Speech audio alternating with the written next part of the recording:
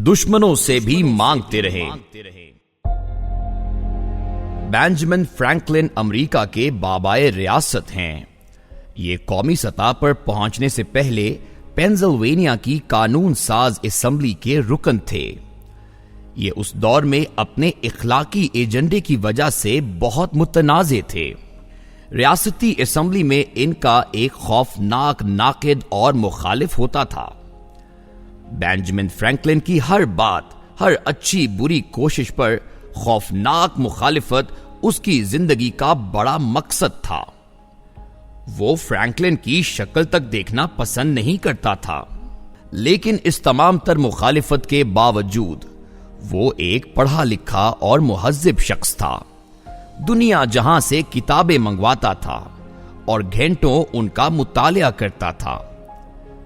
Benjamin Franklin को एक दिन मालूम हुआ उसकी लाइब्रेरी में वो किताब भी मौजूद है जिसे वो बरसों से तलाश कर रहा था। फ्रैंकलिन ने फौरन अपने मुखालिफ को खत लिखा और उसमें अर्ज किया, मैं ये किताब पढ़ना चाहता हूं। मुझे मालूम हुआ है ये सिर्फ आपकी लाइब्रेरी में मौजूद है। क्या आप ये किताब मुझे चंद दिनों के लिए इनायत कर सकते हैं? बेंजामिन फ्रैंकलिन ये देखकर हैरान रह गया। उसके मुखालिफ ने अगले ही दिन वो किताब उसे भिजवा दी। फ्रैंकलिन ने किताब पढ़ी और शुक्रिया के नोट के साथ वापस कर दी। असेंबली का इजलास हुआ तो वो मुखालिफ जो फ्रैंकलिन की शक्ल तक देखना पसंद नहीं करता था, वो उसके साथ बैठा था और दोनों पेंसिल्वेनिया में ह्यूमन राइट्स पर गुफ्तगू कर रहे थे। मैंने ये वाकया नामवर मुसन्निफ इरफान जावेद की किताब अजायब खाना में पढ़ा। ये एक दिलचस्प वाकया था और ये वाकया साबित करता है हम जिन लोगों को मुखालिफतों की दीवार की वजह से बहुत दूर महसूस करते हैं, वो दरअसल हमारे बहुत करीब होते हैं। बस एक टेलीफोन या एक खत की बात होती है और वो सारी दीवारें गिराकर हमारे साथ आ बैठते हैं।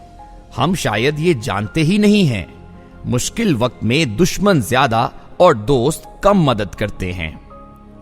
हमारे ज्यादातर दोस्त दरअसल अंदर ही अंदर हमारे मुखालिफ हो जाते हैं और हम जब किसी मुश्किल का शिकार हो जाते हैं तो उनके अंदर का बुग़्ज़ बाहर आ जाता है और वो जी भर कर हमसे बदला लेते हैं। जबकि दुश्मन अगर आला ज़र्फ़ हो तो हमारी परेशानी देखकर उसके दिल में हमारे लिए हमदर्दी के जज्बात पैदा हो जाते हैं और हमारी तरफ से एक फोन कॉल या एक पैगाम हमारे दुश्मन को हमारा दोस्त बना देती है। लिहाजा आप अगर जिंदगी में कामयाब होना चाहते हैं तो आप दोस्तों के साथ साथ दुश्मनों से भी मांगते रहें और आपके मुखालिफ या दुश्मन जब भी मुश्किल वक्त में हों, आप उन्हें खुद कॉल करें और उनसे हमदर्दी का इजहार करें। आपका यह रवैया आपकी मुखालिफत भी कम कर देगा और आपका इमेज भी बेहतर बना देगा। आप पाकिस्तानी सियासत की मिसाल ले लीजिए। पाकिस्तान के ज्यादातर सियासतदान चौधरी बरादरान की इज्जत करते हैं। इसकी क्या वजह हो सकती है? इसकी वजह उनका मुखालिफों के साथ हमदर्दाना रवैया है। ये दुश्मनों और मुखालिफों की मुश्किल वक्त में हमेशा मदद करते हैं। मसलन शरीफ फैमिली 2000 से 2007 तक जिला वतन रही। चौधरी बरादरान ने उस जमाने में हमजा शहबाज की मदद भी की और जब मियां नवाज शरीफ के साहबजादे हसन नवाज जद्दा में बीमार हुए तो चौधरी शुजात ने जनरल परवेज मुशर्रफ से बात करके इलाज के लिए उन्हें लंदन जाने की इजाजत लेकर दी।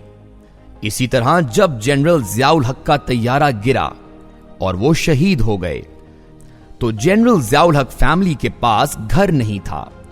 चौधरी बरादरान ने उनके लिए वेस्टरिज में अपना घर खाली कर दिया। जनरल ज़ियाउल हक का खानदान अपना घर मुकम्मल होने तक उनके घर में रहा। और आप ये भी याद रखें, ज़िया फैमिली उस वक्त चौधरी बरादरान को कुछ नहीं दे सकती थी क्योंकि army chief general Aslam bag थे और बेनजीर भुट्टो वजीर आजम थीं اور محترمہ جنرل ضیاء الحق کی تمام باقیات کی مخالف تھیں۔ آصف علی زرداری کے بارے میں بھی لوگوں کا خیال ہے یہ یاروں کے یار ہیں، لیکن جب مخالفوں پر برا وقت آتا ہے اور یہ ان سے رابطہ کرتے ہیں تو یہ بھی کھل کر ان کی مدد کرتے ہیں۔ لہذا ملک میں کسی بھی سیاسی جماعت یا خاندان کو مشکل وقت میں آصف علی زرداری سے رابطہ کرتے دیر نہیں لگتی، یہ کبھی انکار نہیں کرتے، جبکہ زیادہ تر سیاسی جماعتوں اور سیاستدانوں کا خیال ہے شریف فیملی مشکل وقت میں اپنے مخالفوں کی مدد تو دور یہ دوستوں کا ساتھ بھی چھوڑ دیتی ہے۔ اور پیچھے رہ گئے عمران خان تو ان کے بارے میں لوگوں کی رائے ہے یہ دوست اور دشمن دونوں کے لیے برابر ہوتے ہیں، ان کی ذات سے کسی کو فائدہ نہیں ہوتا، کسی کو بھی۔ ہماری تاریخ بھی دشمنی میں اعلیٰ ظرفی کے واقعات سے بھری پڑی ہے۔ سلطان صلاح الدین ایوبی اور مسیحی اتحادی فوج کے سپہ سالار رچرڈ شیردل کا واقعہ بہت مشہور ہے۔ جنگ کے فائنل راؤنڈ میں رچرڈ شیردل کا گھوڑا مر گیا۔ سلطان ایوبی نے جنگ روک کر رچرڈ شیردل کو اپنا گھوڑا دیا اور جب وہ مکمل طور پر بحال ہو گیا تو اس پر پھر تلوار کا وار کیا۔ ہمارے پنجاب میں بھی روایت ہوتی تھی جب بیٹی یا بہن کی شادی ہوتی تھی تو مخالف سب سے پہلے اپنے مخالف کو اطلاع دیتا تھا اور مخالف یا دشمن اسے پیغام بھجواتا تھا، آپ اطمینان سے شادی کریں، اس دوران ہماری طرف سے کوئی شرارت نہیں ہوگی، اور وہ واقعی شادی کے دنوں میں دشمنی روک دیتا تھا۔ اسی طرح انتقال اور جنازے کے وقت بھی قتلوں کی دشمنی رک جاتی تھی۔ یہ روایت بدقسمتی سے اب ختم ہو گئی ہے۔ برطانوی وزیر اعظم مارگریٹ تھیچر اور امریکی صدر رونلڈ ریگن کی کامیابی کی بڑی وجہ بھی دشمنوں کو دوست بناؤ پالیسی تھی۔ ریگن اور تھیچر کو جب بھی کسی معاملے میں ماہرانہ رائے درکار ہوتی تھی تو یہ سب سے پہلے اپنے مخالفوں سے رابطہ کرتے تھے اور ان سے کہتے تھے ہم ایک دوسرے کے مخالف ہیں، لیکن اس وقت میرے دائیں بائیں آپ سے بڑا ایکسپرٹ کوئی دوسرا نہیں، لہٰذا مجھے آپ کی مدد چاہیے، اور پھر ان کا بڑے سے بڑا دشمن بھی ان کا دوست بن جاتا تھا۔ اس تکنیک کی وجہ سے یہ دونوں اپنے اپنے دور کے کامیاب ترین سیاستدان اور سربراہ مملکت رہے۔ مجھے میاں نواز شریف اور بے نظیر بھٹو کا ایک واقعہ بھی یاد آ رہا ہے۔ میاں نواز شریف 12 اکتوبر 1999 کے مارشل لاء کے بعد 10 دسمبر 2000 تک گرفتار رہے۔ اعتزاز احسن اس وقت چوٹی کے وکیل تھے، لیکن یہ پاکستان پیپلز پارٹی میں تھے۔ میاں نواز شریف نے انہیں اپنا کیس لینے کی درخواست کی۔ اعتزاز احسن نے بے نظیر بھٹو سے پوچھا اور محترمہ نے شریف فیملی سے مخالفت کے باوجود اعتزاز احسن کو نواز شریف کا مقدمہ لڑنے کی اجازت دے دی، اور یوں اعتزاز احسن 10 دسمبر 2000 کو جلا وطنی تک شریف فیملی کے وکیل رہے۔ میں جب سیلف ہیلپ اور بزنس ٹریننگ کے شعبے میں آیا تو مجھے روزانہ درجنوں نئی کہانیاں سننے اور دیکھنے کو ملتی ہیں۔ مجھے پچھلے دنوں میرے ایک کلائنٹ نے دلچسپ بات بتائی۔ یہ وکیل ہیں اور لا فرم کے مالک ہیں۔ یہ 7 بھائی ہیں، 3 وکیل ہیں، 2 ڈاکٹر، 1 انجینئر اور 1 سول سرونٹ ہے۔ میں ان کے دفتر گیا تو دیکھا ان کی دیوار پر کسی بزرگ کی تصویر لگی ہے۔ بزرگ عام سا دیہاتی چہرہ تھا، لمبی لمبی مونچھیں اور گال پر زخم کا نشان۔ میں نے ان سے پوچھا، کیا یہ آپ کے والد ہیں؟ وہ ہنس کر بولے، ہرگز نہیں، یہ ہمارے خاندانی دشمن کی تصویر ہے۔ میں نے حیران ہو کر پوچھا، آپ نے پھر اسے دیوار پر کیوں لگا رکھا ہے؟ وہ کہا لگا کر بولے، یہ دشمن ہونے کے باوجود ہمارے سب سے بڑے محسن ہیں۔ ہم اگر آج کامیاب ہیں تو اس میں سب سے بڑا ہاتھ ان کا تھا۔ میں خاموشی سے سنتا رہا۔ وہ بولے، ہمارے خاندان کو اس شخص نے اتنا تنگ کیا کہ میرے والد نے ہم سب کو شہر بھجوایا اور اسکولوں میں داخل کرا دیا۔ یوں ہم پڑھ لکھ کر کامیاب ہو گئے، لہٰذا ہم سب بھائیوں نے اپنے دفتروں کی دیوار پر ان کی تصویر لگا رکھی ہے، جبکہ والد صاحب کی تصویر گھروں میں لگی ہے۔ اسی طرح خوشاب کی ایک خاتون نے بھی اپنی زندگی کا حیران کن واقعہ سنایا۔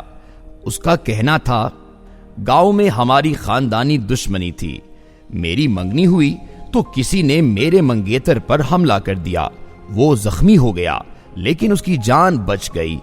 ہمارا خیال تھا یہ ہمارے دشمنوں کی کارستانی ہے، لیکن اس شام ہمارے شریک نے اپنا نائی میرے والد کے پاس بھجوا کر ہمیں تسلی دی۔ بہو بیٹیاں سب کی سانجھی ہوتی ہیں، آپ کے داماد پر حملہ ہم نے نہیں کیا، آپ اپنا مجرم اپنے دائیں بائیں تلاش کریں، ہم آپ کو ضمانت دیتے ہیں، جب تک آپ کی بیٹی کی رخصتی نہیں ہو جاتی ہماری طرف سے کسی قسم کی شرارت نہیں ہوگی۔ آپ کی بیٹی جب اپنے گھر چلی جائے گی تو ہم اپنی لڑائی دوبارہ شروع کر لیں گے۔ خاتون کا دعویٰ تھا، ہمارا دشمن کریکٹر کا پکا نکلا، اس نے واقعی میری شادی تک کسی قسم کی شرارت نہیں کی، جبکہ ہمیں یہ بھی پتا چل گیا میرے منگیتر پر حملہ اس کے کزن نے کیا تھا۔ نفسیات دان اور بشریات کے ماہرین کا خیال ہے ہم دوستوں کے مقابلے میں اپنے دشمنوں کے زیادہ قریب ہوتے ہیں، کیونکہ یہ ہم سے بھی زیادہ یاد رکھتے ہیں، لہذا دوستوں کے ساتھ دشمنوں سے بھی رابطہ کر لیا کریں، مشکل میں ان سے بھی مدد مانگ لیا کریں، اس سے آپ کے مخالفوں کی تعداد کم ہو جائے گی۔ اور یہ بھی کوشش کریں آپ کا دشمن جب مشکل وقت میں ہو تو آپ آگے بڑھ کر اس کی مدد کریں، یہ مدد سلطان ایوبی کی طرح آپ کا قد بڑھا دے گی۔